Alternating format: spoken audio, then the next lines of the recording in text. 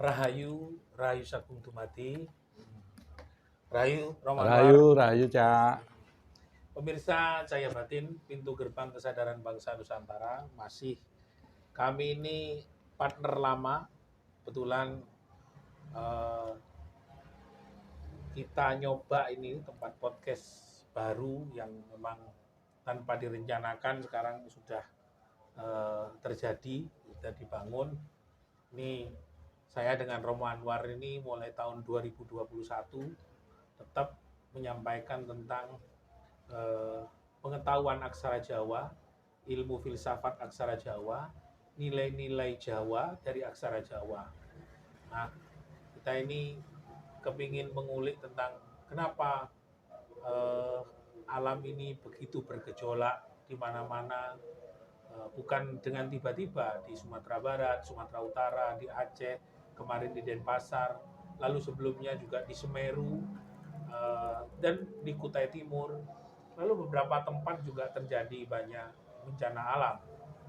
Yang kedua, peristiwa kenegaraan kita sekarang banyak berbondong-bondong kepala desa masuk dijadikan tersangka tindak pidana korupsi, lalu juga banyak pejabat-pejabat baik itu di Jawa Timur.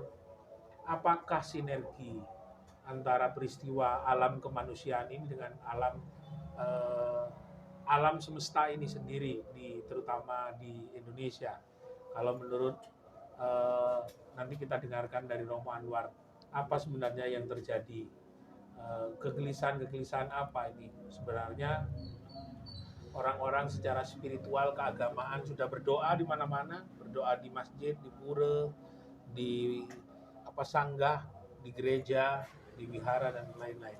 Romo Anwar, kepingin saya dapat pencerahan situasi hari ini kok semakin pelik, semakin berkecamuk, sedangkan kita sudah berjuang mengingatkan dengan aksara Jawa mulai tahun 2021. Moga. Jadi gini Cak, situasi alam, situasi negara, pemerintahan ini sebenarnya tidak bisa lepas dari tradisi budaya yang sudah kita miliki, yang sudah tumbuh berkembang dari dahulu hingga sampai saat ini. Tetapi nilai-nilai budaya dan tradisi itu sudah banyak ditinggalkan. Jadi masyarakat itu memandang budaya dan tradisi hanya dari sisi seni saja. Bukan dari secara filsafat, sebenarnya adalah seperti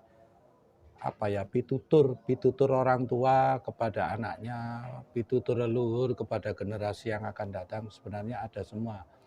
Dalam tradisi budaya itu ada. Kalau hal tersebut masih dipraktekkan, sedikit banyak masih diuri-uri, mungkin kejadiannya tidak akan seperti ini. Salah satunya ada falsafah Jawa, memayu hayuning bawono. Apa itu artinya? Artinya kita juga harus hidup selaras dengan alam semesta, dengan lingkungan, dalam arti tidak semena-mena terhadap alam semesta, terhadap lingkungan, saling melihara dan juga saling jaga.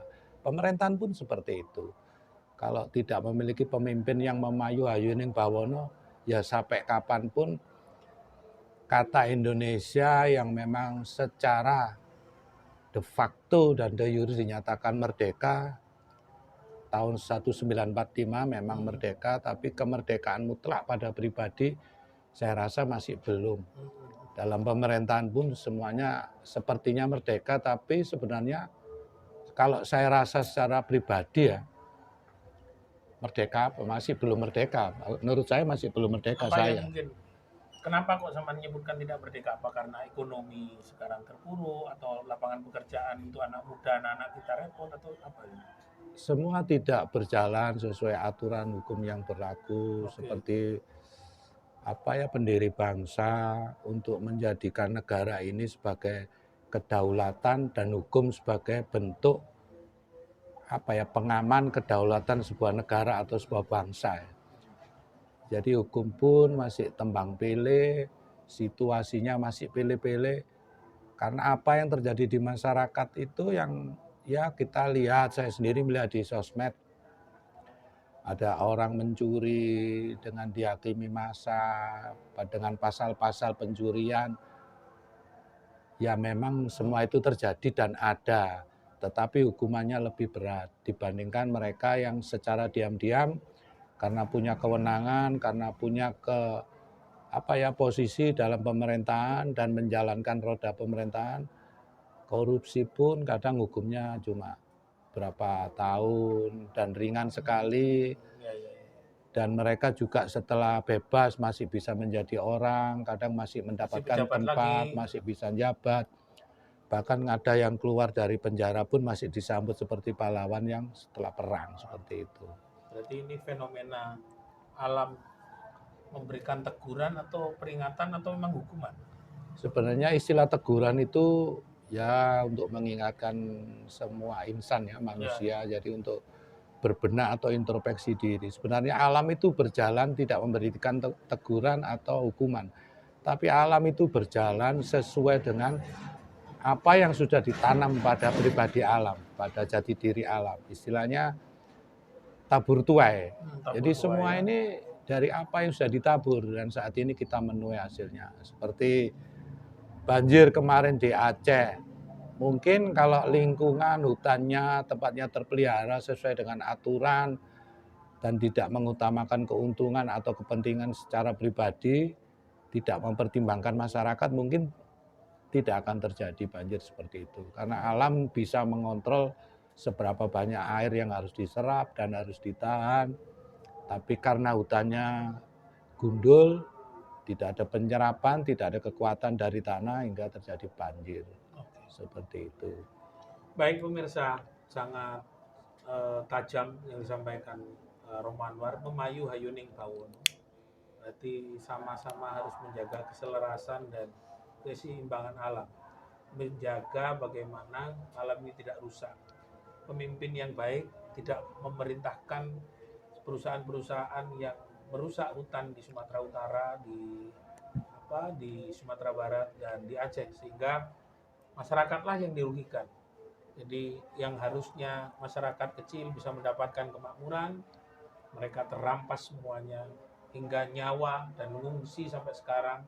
Dan mungkin juga pejabatnya memanfaatkan momentum para pengungsi dan para korban bencana itu untuk kepentingan pribadi. Mari kita sama-sama dalam cahaya batin itu sadar diri, mawas diri, hati-hati, memahami. Mari kita berikan warisan yang terbaik untuk anak cucu kita. Jangan hanya mengambil keuntungan hari ini untuk kepentingan kita dan kepentingan pejabat saat ini. Ingatlah bahwa anak cucu kita masih perlu warisan yang terbaik dari kita. Terima kasih. Di segmen pertama kita akan kembali ke segmen kedua. Rahayu, Rayu, Rahayu Sabtu. rayu. Mati.